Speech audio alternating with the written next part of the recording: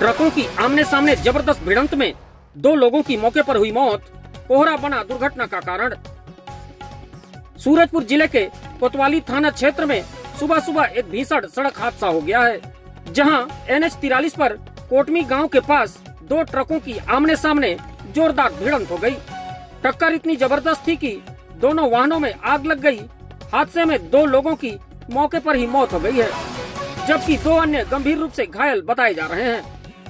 दरअसल अंबिकापुर की ओर से एक ट्रक में जिसमें सरिया लदा हुआ था, जबकि दूसरा ट्रक गेहूं से भरा था जो उड़ीसा जा रही थी।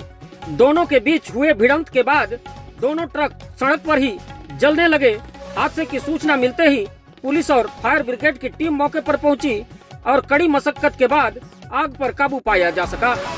पुलिस ने क्रेन की मदद से ट्रक में फंसे शवों को बाहर निकाला और पोस्टमार्टम के लिए जिला अस्पताल भेज दिया। वहीं घायलों का इलाज सूरजपुर जिला अस्पताल में जारी है।